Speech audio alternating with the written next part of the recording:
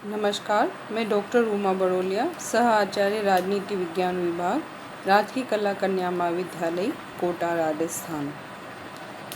BA प्रथम वर्ष के प्रथम प्रश्न पत्र का आज हम नेक्स्ट टॉपिक पढ़ने जा रहे हैं, परंपरागत राजनीतिक सिद्धांत।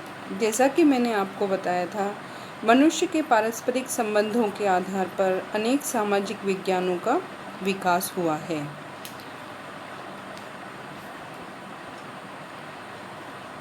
राजनीति विज्ञान भी एक सामाजिक विज्ञान है जिसे प्रारंभ में स्वतंत्र अनुशासन के रूप में स्वीकार नहीं किया गया। अन्य सामाजिक विज्ञानों के संदर्भ में इसका विकास होता रहा,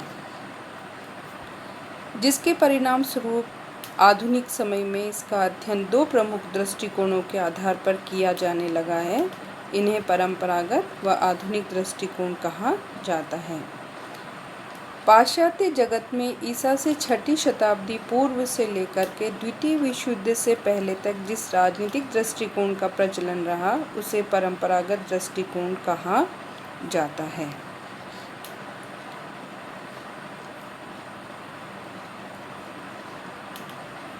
अध्ययन सुविधा की दृष्टि से परंपरागत राजनीतिक दृष्टिकोण की आधारभूत मान्यताओं एवं अवधारणाओं के समूह को परंपरागत राजनीतिक सिद्धांत, शास्त्रीय राजनीतिक सिद्धांत अथवा आदर्शात्मक राजनीतिक सिद्धांत कहा जाता है। प्राचीन यूनान व रोम में सिद्धांतों के निर्माण के लिए दर्शनशास्त्र, नीतिशास्त्र, तर्कशास्त्र, इतिहास, विधि की अवधारणाओं को आधार बनाया गया। मध्यकाल में धर्मशास्त्रीय दृष्टिकोण को आधार बनाया गया। यह माना जाता है कि मध्य युग अंधकार का युग था और इसके धर्मशास्त्रीय दृष्टिकोण ने राजनीतिक सिद्धांत के निर्माण की गति को अवरुद्ध किया। वस्तुतः 16वीं सदी में पुनर्जागरण आंदोलन ने उस बौद्धिक राजनीतिक चेतना को जन्म दिया जिसने एक और राजनीतिक सिद्धांत को धर्मशास्त्रीय दृष्टिकोण से मुक्ति दिलाई और दूसरी ओर इसका संबंध प्राचीन यूनान व रोम के राजनीतिक चिंतन से पुनः स्थापित करने की चेष्टा की। इसके साथ ही पुनर्जागरण आंदोलन ने राष्ट्र राज्य की उस अवधारणा को भी जन्म दिया जिसने अर्वाचीन काल में परंपरागत राजनीतिक सिद्धांत को अत्यधिक प्रभावित किया। 18वीं सदी में औद्योगिक क्रांति ने उन राजनीतिक परिस्थितियों एवं वातावरण को जन्म दिया जिसने परंपरागत राजनीतिक सिद्धांत के विकास को एक नई गति प्रदान की। इंग्लैंड की गौरवपूर्ण क्रांति, फ्रांस की व संयुक्त राज्य अमेरिका की लोकतांत्रिक क्रांतियों ने परंपरागत राजनीतिक सिद्धांत का विकास उदारवादी लोकतांत्रिक राजनीतिक सिद्धांत के रूप में किया। यद्यपि परंपरागत राजनीतिक सिद्धांत का विकास दक्षिणपंथी और वामपंथी समग्रतावाद के रूपों में भी हुआ, किंतु इस प्रकार की विचारधाराओं के पतन ने यह प्रमाणित किया है कि परंपरागत राजनीतिक सिद्धांत की मूल धारा उदारवादी लोकतांत्रिक राजनीतिक सिद्धांत के रूप में ही स्थापित हुई है। परंपरागत राजनीतिक दृष्टिकोण ने राजनीतिक सिद्धांत के निर्माण के लिए मुख्यतः दार्शनिक, तार्किक, नैतिक, ऐतिहासिक एवं विधिक पद्धतियों को अपनाया है। 19वीं सदी से इसने वैदिक, संवैधानिक, संस्थागत, विवरणात्मक एवं तुलनात्मक पद्धतियों पर विशेष बल दिया है। 20वीं सदी में परंपरागत राजनीतिक दृष्टिकोण ने राजनीतिक सिद्धांत के निर्माण के लिए एक नई दृष्टि अपनाई जो अतीत की तुलना में अधिक यथार्थवादी थी। इसने सरकार एवं इसके वैधानिक अंगों के बाहर के उन सामाजिक राजनीतिक तथ्यों के अध्ययन पर बल दिया जो व्यवहार में सरकार की नीतियों एवं निर्णयों को प्रभावित करते हैं। इस दृष्टि से परंपरागत राजनीति विज्ञान ने राजनीतिक दलों, दबाव समूहों आदि जैसे विधिक दृष्टि से अनौपचारिक संगठनों के अध्ययन पर भी बल दिया। इसने उन सामाजिक आर्थिक परिस्थितियों एवं आंदोलनों के अध्ययन पर भी बल दिया जो स्पष्टतः सरकार के औपचारिक संगठन से बाहर तो होते हैं किंतु उसकी नीतियों एवं कार्यक्रमों को प्रभावित करते हैं।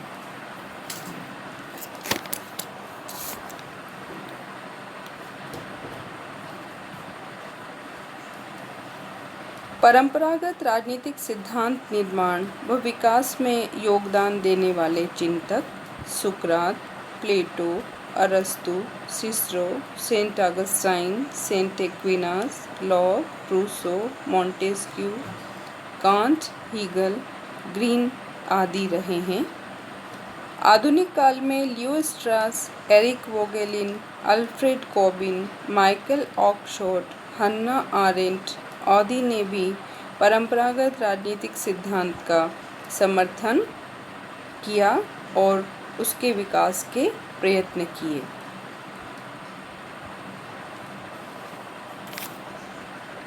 परंपरागत दृष्टिकोण के अनुसार यदि हम राजनीति विज्ञान के अर्थ को जानना चाहते हैं तो सबसे पहले हम यहाँ उसके शाब्दिक अर्थ की बात करते हैं। शाब्दिक अर्थ पॉलिटिक्स, हिंदी में राजनीति शब्द यूनानी शब्द पोलिस POLIS से बना है जिसका अर्थ है नगर राज्य।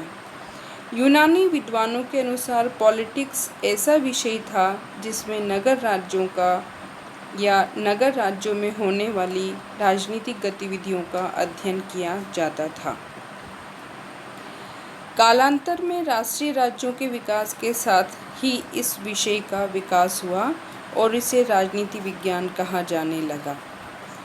परंपरागत दृष्टिकोण के अनुसार परिभाषाएं यदि हम देखें तो राजनीति विज्ञान के विद्वानों में परिभाषा के संबंध में एक सम्मति नहीं है, अतः इन्हें 4 वर्गों में विभाजित करके इनका अध्ययन किया जा सकता है। सबसे पहले वर्ग के विद्वानों का मानना है कि राजनीति विज्ञान राज्य का अध्ययन करने वाला विज्ञान है। उनका मानना है कि प्राचीन काल से आधुनिक काल तक राजनीति विज्ञान का स्थायी और केंद्रीय तत्व स्वयं राज्य ही रहा है, अतः इस विषय के अंतर्गत राज्य का ही अध्ययन किया जाना चाहिए। गार्नर की परिभाषा इस संबंध में संक्षिप्त, सारपूर्ण एवं सर्वोत्तम है। गार्नर के अनुसार राजनीति विज्ञान के अध्ययन का प्रारंभ और अंत राज्य के साथ होता है। ब्लंचली के अनुसार राजनीति विज्ञान वह विज्ञान है जो यह समझने का प्रयत्न करता है कि राज्य के आधारभूत तत्व क्या हैं, उसकी आवश्यक प्रकृति क्या है, उसकी किन विभिन्न रूपों में अभिव्यक्ति होती है तथा उसका विकास कैसे हुआ है। जर्मन लेखक गेरिस के अनुसार भी राजनीति विज्ञान में शक्ति की संस्था के रूप में राज्य के समस्त संबंधों, उसकी उत्पत्ति, स्थिति, प्रयोजन, नैतिक महत्व, आर्थिक समस्याओं, अस्तित्व की अवस्थाओं, वित्तीय पहलू तथा उद्देश्य आदि पर विचार किया जाता है।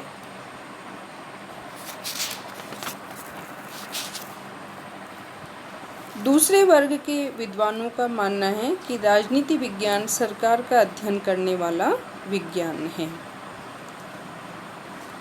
उनका मानना है कि राजनीति विज्ञान के अंतर्गत राज्य के स्थान पर सरकार का ही अध्ययन किया जाना चाहिए, क्योंकि राज्य एक अमूर्त संरचना है जबकि सरकार एक मूर्त व प्रत्यक्ष संस्था है और सरकार ही प्रभुसत्ता का प्रयोग करती है, अतः सरकार का ही अध्ययन राजनीति विज्ञान के अंतर्गत किया जाना चाहिए। इस संदर्भ में लीकोक की संक्षिप्त व सारगर्भित परिभाषा इस प्रकार है: राजनीति विज्ञान सरकार से संबंधित शास्त्र है।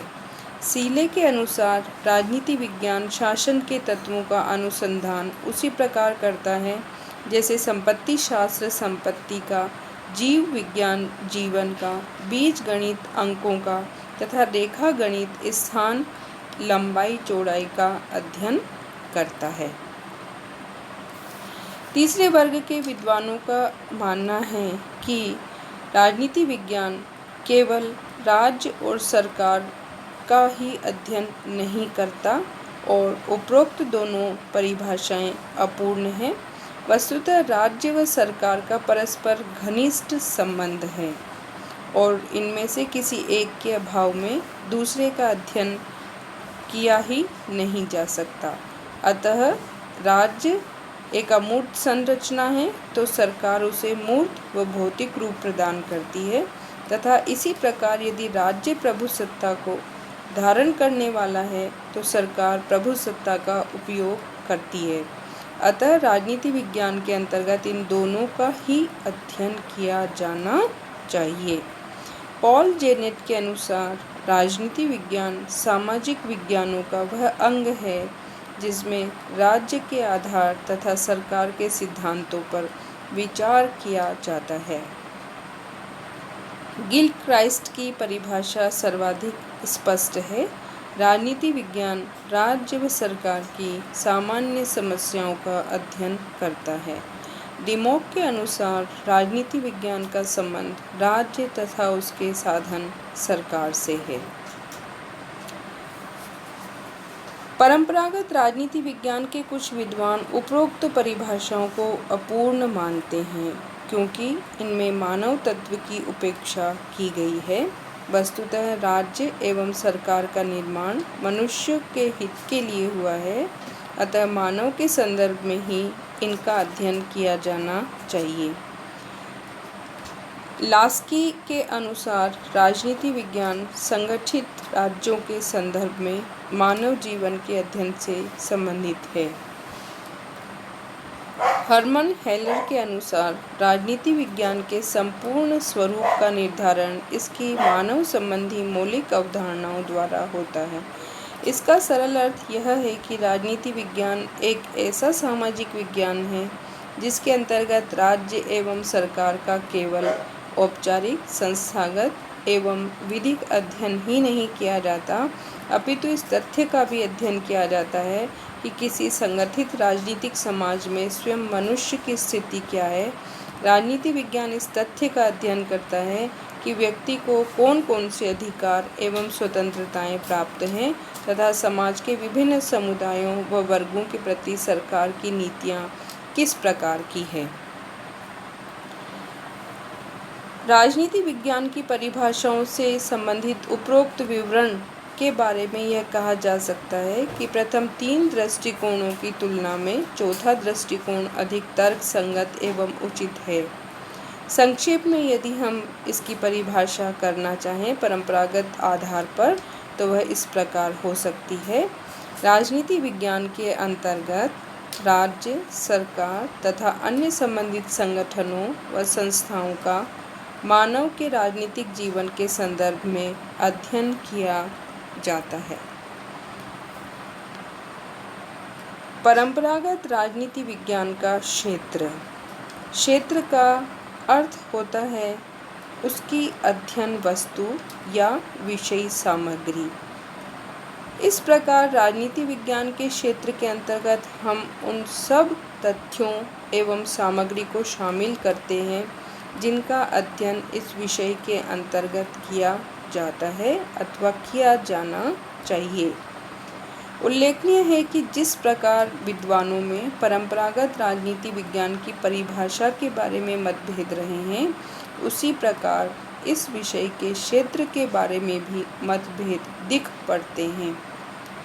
उदाहरण लें तो गार्नर ने राजनीति विज्ञान के क्षेत्र में केवल राज्य के अध्ययन को स्वीकार किया है, तो लीकॉक ने इसके क्षेत्र में केवल सरकार के अध्ययन को स्थान दिया है। लेकिन गिलक्राइस्ट का मत है कि इसके क्षेत्र में राज्य एवं सरकार दोनों को सम्मिलित किया जाना चाहिए। वहीं विलोबी का मत है कि राजनीति विज्ञान के क्षेत्र में राज्य एवं सरकार के अलावा कानून के अध्ययन को भी स्थान दिया जाना चाहिए। और सर फ्रेडरिक पोलक ने राजनीति विज्ञान के समस्त क्षेत्र को दो भागों में विभाजित कर दिया, सैद्धांतिक राजनीति एवं व्यावहारिक राजनीति। क्षेत्र के संबंध में यूनेस्को के एक राजनीतिक सम्मेलन में इन अध्ययन सामग्री को स्थान दिए जाने की बात की।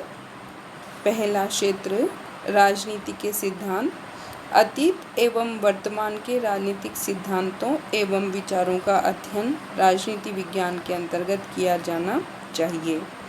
राजनीतिक संस्थाएं, संविधान, राष्ट्रीय सरकार, प्रादेशिक व स्थानीय शासन का सरल व तुलनात्मक अध्ययन राजनीतिक विज्ञान के क्षेत्र में आता है। राजनीतिक दल, समूह एवं लोकमत, राजनीतिक दल एवं समूह यानी दबाव समूह का राजनीतिक व्यवहार, लोकमत तथा शासन में नागरिकों के भाग लेने की प्रक्रिया का अध्ययन राजनीति विज्ञान के क्षेत्र में आता है। अंतर्राष्ट्रीय संबंध, अंतर्राष्ट्रीय राजनीति, अंतर्राष्ट्रीय विधि, अंतर्राष्ट्रीय संगठन तथा अंतर्राष्ट्रीय प्रशासन का अध्ययन भी राजनीति विज्ञान के परंपरागत दृष्टिकोण के अंतर्गत राजनीति विज्ञान के अध्ययन क्षेत्र में आता है। इन सब के अतिरिक्त अध्ययन क्षेत्र में निम्नलिखित वस्तुओं को भी सम्मिलित किया जा सकता है। पहला, मानव के राजनीतिक जीवन का अध्ययन। मानव जीवन के अनेक पक्ष हैं और परंपरागत दृष्टिकोण के अनुसार मानव जीवन के राजनीतिक पक्ष का अध्ययन राजनीति विज्ञान के क्षेत्र में आता है। राजनीति विज्ञान राज्य के संदर्भ में मानव जीवन का अध्ययन करता है। यह व्यक्ति व राज्य के पारस्परिक संबंधों का अध्ययन करता है। इस तथ्य का अध्ययन करता है कि किसी राजनीतिक समाज में राज्य द्वारा व्यक्तियों को कौन कौन से अधिकार दिए गए हैं और व्यक्तियों द्वारा राज्य के प्रति किन कर्तव्यों का पालन किया जाता है। व्यक्ति के नियंत्रण, व्यक्तियों द्वारा राज्य की नीतियों को प्रभावित करने के तथ्य का भी अध्ययन राजनीति विज्ञान के अंतर्गत किया जाना चाहिए। दूसरा क्षेत्र है राज्य का अध्ययन। यह इस अध्ययन विषय का प्रमुख तत्व है। प्राचीन काल से आधुनिक काल तक राज्य का विकास किन विभिन्न अवस्थाओं से गुजरा है और इस बात की पूरी संभावना है कि भविष्य में भी राज्य का विभिन्न रूपों में विकास होगा। अतः राजनीति विज्ञान विभिन्न कालों के संदर्भ में राज्य नामक संस्था का अध्ययन करता है।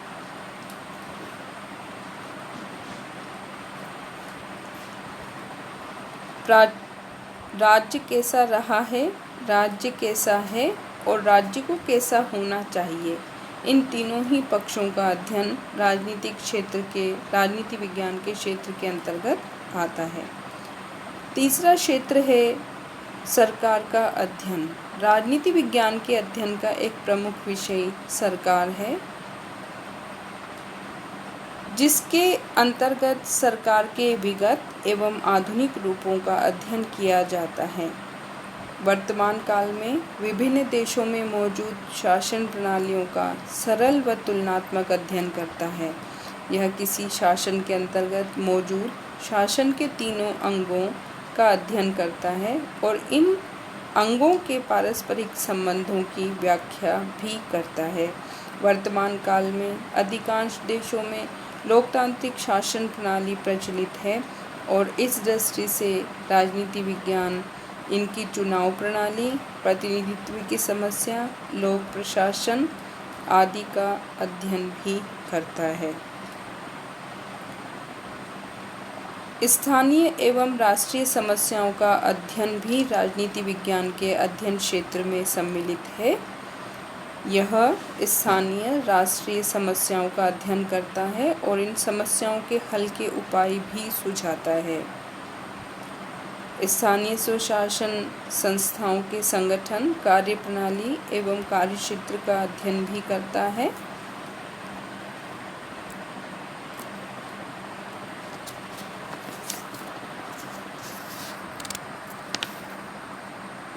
वहीं राष्ट्रीय एकता, अखंडता तथा विकास के मार्ग में बाधक समस्याओं का अध्ययन कर इनके उपाय सुझाता है। अन्य क्षेत्र है राजनीति के अंतर्राष्ट्रीय पक्ष का अध्ययन। वैज्ञानिक व औद्योगिक विकास के परिणाम स्वरूप संपूर्ण विश्व एक विशाल राजनीतिक समुदाय में परिवर्तित हो गया है और विभिन्न राष्ट्रीय राज्य उसकी इकाई मात्र बनते जा रहे हैं। वर्तमान काल की अंतर्राष्ट्रीय समस्याएं इन राष्ट्रीय राज्यों के जीवन को प्रभावित करती है। अतः राजनीति विज्ञान इन विभिन्न अंतर्राष्ट्रीय समस्याओं का अध्ययन करता है और उनके समाधान के उपाय सुझाता है। जैसे आधुनिक काल में अंतर्राष्ट्रीय स्तर पर आतंकवाद, नशीले पदार्थों का व्यापार, प्रत्यर्पण की समस्या आदि समस्याएं उत्पन्न हुई है और इन्होंने विभिन्न राज्यों के ऊपर बुरा प्रभाव डाला है। आधुनिक युग में अंतर्राष्ट्रीय पक्ष का तेजी से विस्तार हुआ है और इसके अंतर्गत निम्नलिखित विषयों को भी राजनीति विज्ञान के अध्ययन क्षेत्र में सम्मिलित कर लिया गया है। अंतर्राष्ट्रीय राजनीति, अंतर्राष्ट्रीय संबंध, अंतर्राष्ट्रीय संगठन और अंतर्राष्ट्रीय विधि। राजनीतिक विचारधाराओं का अध्ययन भी राजनीति विज्ञान के अंतर्गत किया जाता है। प्राचीन काल से आधुनिक युग तक अनेक राजनीतिक विचारधाराओं का प्रतिपादन किया गया है। इन राजनीतिक विचारधाराओं में यथार्थवादी एवं आदर्शवादी मूल्यों पर विचार किया गया है। इनके द्वारा राज्य की उत्पत्ति, प्रकृति, उद्देश्य, साधन, कार्यों आदि पर विचार किया गया है और इन्होंने राज्य व व्यक्ति के पारस्परिक संबंधों के अलावा कानून, स्वतंत्रता, समानता आदि पर भी अपना मत प्रकट किया है। राजनीति विज्ञान के इतिहास में अनेक विचारधाराओं का अस्तित्व देखने को मिलता है, जैसे प्रत्ययवाद यानी आदर्शवाद, व्यक्तिवाद, अराजकतावाद, फासीवाद, समाजवाद, साम्यवाद, बहुलवाद आदि। राजनीति विज्ञान इनका सरल व तुलनात्मक अध्ययन भी करता है। वह यह अध्ययन भी करता है कि अतीत में इन विचारधाराओं ने मानव के राजनीतिक जीवन को किस प्रकार प्रभावित किया है। वह यह भी देखता है कि किन परिस्थितियों में किस विचारधारा का जन्म होता है और इस क्षेत्र में नई प्रवृत्तियों का अध्ययन राजनीति विज्ञान के अंतर्गत किया जाता है। आधुनिक युग में शासन के संचालन में राजनीतिक दलों तथा दबाव समूहों का विशेष महत्व है। राजनीतिक दल चुनाव में भाग लेते हैं, सरकार का निर्माण करते हैं तथा संचालन करते हैं। यदि राजनीतिक दलों की तुलना में दबाव समूह गुप्त एवं अप्रत्यक्ष रूप से कार्य करते हैं, किंतु वे सरकार की नीतियों के निर्माण को अत्यधिक प्रभावित करते हैं। राजनीतिक दल, दबाव समूह लोकमत के निर्माण में सक्रिय भूमिका निभाते हैं। अतः राजनीति विज्ञान के क्षेत्र में इन दोनों का अध्ययन भी सम्मिलित किया जाता है।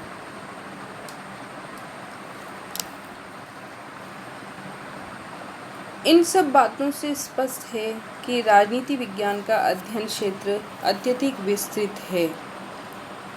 मुख्य बात यह है कि आधुनिक सभ्यता के विकास के साथ इसके अध्ययन क्षेत्र में भी लगातार विस्तार होता जा रहा है और आज उन समस्त समुदायों का अध्ययन भी राजनीति विज्ञान के अंतर्गत किया जाने लगा है जो मूलतः अराजनीतिक प्रकृति के हैं, किंतु वह राज्य की नीतियों व निर्णयों को प्रभावित करते हैं। विज्ञान, औद्योगिक विकास और आधुनिक समय में उदारीकरण, ग्लोबलाइजेशन ने राजनीति का लगातार अंतर्राष्ट्रीयकरण कर दिया है और इसी के साथ राजनीति विज्ञान का जो अध्ययन क्षेत्र है वो अत्यंत विस्तृत होता जा रहा है। वस्तुतः यह एक गतिशील विज्ञान है और इसलिए यह आशा की जाती है कि समय एवं परिस्थितियों के साथ इसके अध्ययन क्षेत्र में भी और आगे निरंतर विस्तार और विकास होता रहेगा। अब हम बात करते हैं राजनीति विज्ञान की मूल आधार या विशेषताओं की, लक्षणों की।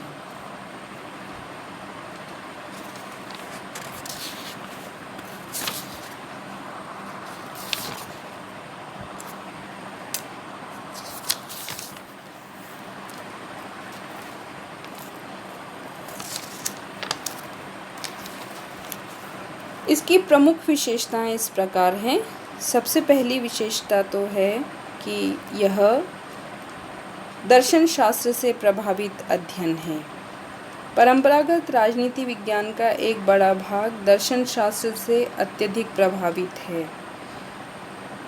अनेक राजशास्त्रियों ने राजनीति विज्ञान और दर्शन शास्त्र में न केवल घनिष्ठता स्वीकारी है, अपितु उनमें से अनेक राजनीति विज्ञान को दर्शन शास्त्र की एक उपशाखा मानते हैं। यहाँ तक कि राजनीति शास्त्रियों ने राजनीति विज्ञान और दर्शन शास्त्र के संयोग से ज्ञान की एक विशेष शाखा का निर्माण किया, जिसे राजनीतिक दर्शन या पॉलिटिकल फिलोसॉफी कहा जाता है, और इसके आधार पर उन्होंने अपने राजनीतिक सिद्धांतों का निर्माण भी किया। उदाहरण के लिए रूसो की सामान्य इच्छा, ग्रीन का यह मत है कि राज्य का आधार शक्ति नहीं इच्छा है, उसके राजनीतिक दर्शन का ही विकास है। दर्शन शास्त्र एवं राजनीतिक दर्शन से प्रभावित होने के कारण अनेक परंपरागत राजनीति शास्त्रियों ने अपने राजनीतिक सिद्धांत के निर्माण के लिए प्रत्यय यानी तथ्यों का, ईश्वरीय विधि, प्राकृतिक अधिकार जैसी पारलौकिक एवं पराबौद्धिक मान्यताओं को अपने अध्ययन का आधार बनाया। एक दूसरा लक्षण है कि इसकी प्रमुख अध्ययन पद्धतियाँ इस प्रकार रहीं: दार्शनिक पद्धति, नीतिशास्त्रीय पद्धति तथा तर्कशास्त्रीय पद्धति, जिन्हें प्रायः निगमनात्मक पद्धतियाँ कहा जाता है।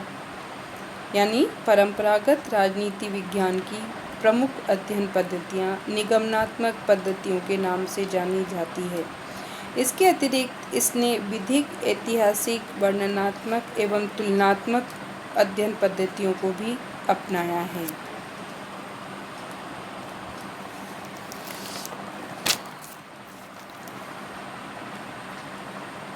अन्य विशेषता या लक्षण है कि यह मूल्य प्रधान अध्ययन है और इसलिए यह आदर्श राज्य व्यवस्था की स्थापना का समर्थक है।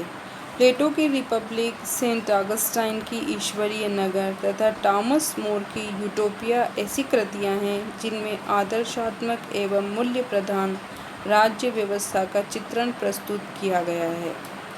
वस्तुतः परंपरागत राजनीति विज्ञान ने वास्तविक राजनीतिक जीवन की समस्याओं के समाधान के लिए आदर्शवादी विचार एवं अवधारणाएं प्रस्तुत की हैं। अन्य विशेषता या लक्षण: यह व्यक्तिनिष्ठ अध्ययन। परंपरागत राजनीति विज्ञान तथा राजनीतिक सिद्धांत की अवधारणाएं, मान्यताएं तथा निष्कर्ष इसके प्रतिपादकों के व्यक्तिगत अनुभव व दृष्टिकोण से प्रभावित रहे हैं। अतः यह कहा जा सकता है कि परंपरागत राजनीति विज्ञान का अध्ययन व्यक्तिनिष्ठ या व्यक्ति सापेक्ष सत्य को प्रस्तुत करता है। जैसे हॉब्स, लॉक, रूसो ने ही मानव स्वभाव पर विचार किया, किंतु उन्होंने इसकी व्याख्या अपने वैयक्तिक दृष्टिकोण यानी समकालीन परिस्थितियों के संदर्भ में की। इसका परिणाम यह हुआ कि उनका मानव स्वभाव तथा इस पर आधारित राजनीतिक समझौते का समस्त विवरण व्यक्तिनिष्ठ अध्ययन की श्रेणी में आ गया, जो कि तथ्यों की पूर्ण उपेक्षा करने वाला है। परंपरागत राजनीति शास्त्रियों के व्यक्तिनिष्ठ अध्ययन का मूल कारण उनके द्वारा अपनाई गई दार्शनिक एवं निगमनात्मक पद्धतियाँ ही हैं, जो अपनी प्रकृति से व्यक्तिनिष्ठ पद्धतियाँ हैं। ऐतिहासिक और विवरणात्मक पद्धतियों का भी प्रयोग किया गया, लेकिन वे इनका स्वतंत्र एवं शुद्ध प्रयोग करने में असमर्थ रहे।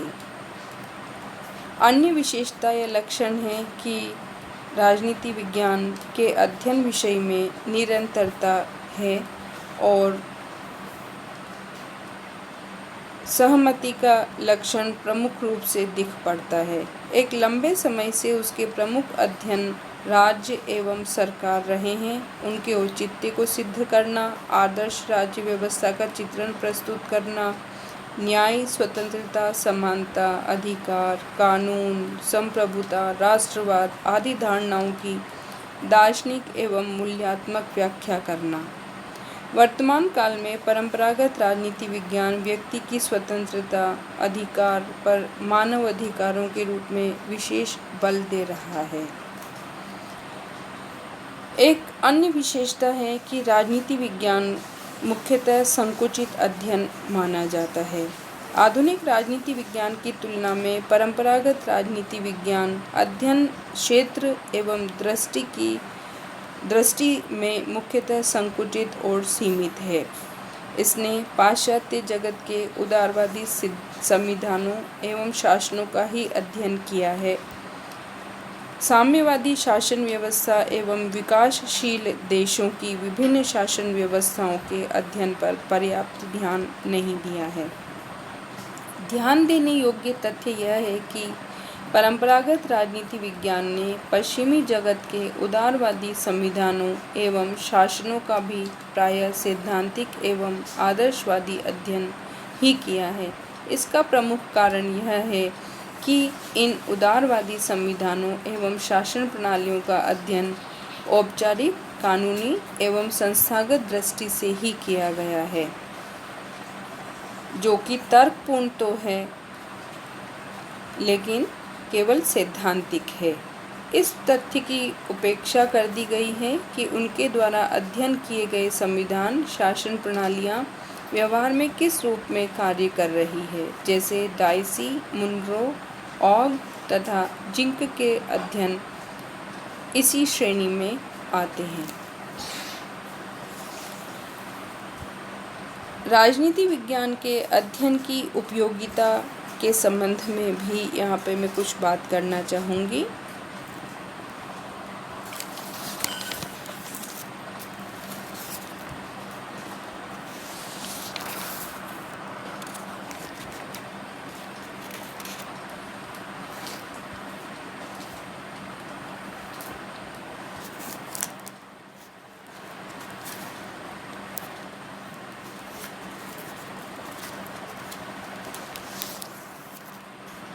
मनुष्य की उन्नति में राज्य का बड़ा योगदान है।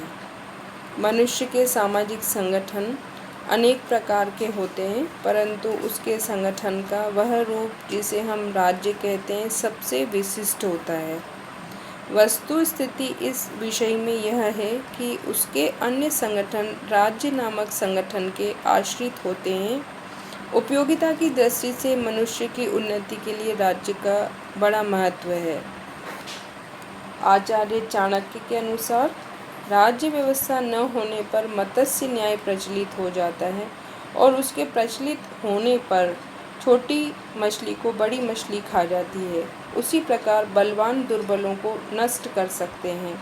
दूसरे शब्दों में यदि कहें तो राज व्यवस्था की अनुपस्थिति में जिसकी लाठी उसकी भैंस वाली कहावत चरितार्थ होने लगती है और मानव समाज का अस्तित्व खतरे में पड़ जाता है। राज्य के अभाव में बाहर की ओर से आक्रमण का भय भी बना रहता है। अतः मनुष्य के जीवन के अस्तित्व के लिए यह आवश्यक है कि राज्य की व्यवस्था हो जिससे प्रत्येक मनुष्य अपनी सुरक्षा की ओर से निश्चिंत होकर अपनी उन्नति कर सके। सुरक्षा की दृष्टि से ही राज्य की उपयोगिता मानव के लिए नहीं होती, उसके मनुष्यत्व के विकास के लिए भी राज्य का अस्तित्व आवश्यक होता है। राज्य ही मनुष्य के मानवोचित गुणों का विकास करने वाला संगठन है, इसलिए यह सबसे उत्कृष्ट होता है। आधुनिक युग में तो मनुष्य के हित एवं कल्याण से राज्य का अनिवार्य संबंध बन गया है। समाजवादी विचारधारा के अनुसार राज्य का क्षेत्र केवल राजनीतिक नहीं अपितु आर्थिक एवं सामाजिक भी होता है। व्यवहार रूप में राज्य नामक मानव संगठन संसार में मनुष्य के लिए जो कुछ कर रहा है उससे यह सिद्ध हो गया है कि राज्य के कार्यक्षेत्र में मानव जीवन का प्रत्येक पहलू किसी न किसी रूप में आ जाता है। इस प्रकार राज्य की उपयोगिता मनुष्य की सुरक्षा की दृष्टि से ही नहीं अपितु उसकी सर्वतोमुखी उन्नति की दृष्टि से भी होती है। चूँकि राजनीति शास्त्र का प्रतिपाद्य विषय वही राज्य होता है और चूँकि राज्य के संगठन को सुचारू रूप राजनीति शास्त्र के ज्ञान के बिना नहीं दिया जा सकता, अतः जितनी उपयोगिता राज्य की होती है उतनी ही राजनीति शास्त्र की भी समझी जानी चाहिए। आधुनिक युग में लोकतंत्रवाद के विकास के कारण राजनीति शास्त्र की उपयोगिता और अधिक बढ़ गई है। एकतंत्रवाद श्रेणिक तंत्रवाद के दिनों में राज्य शक्ति का प्रयोग किसी एक व्यक्ति अथवा श्रेणी के हाथ में रहता था और जनसाधारण राजनीति में विशेष रुचि नहीं रखते थे, परंतु लोकतंत्र के युग में साधारण जनता स्वयं अपने निर्वाचित प्रतिनिधियों द्वारा शासन करती है। यही राजनीति शास्त्र की उपयोगिता मनुष्य मात्र के लिए हो गई है, क्योंकि उसी के द्वारा मनुष्य के पारस्परिक संबंध तथा उसके अधिकार और कर्तव्यों का ज्ञान संभव होता है। धन्यवाद।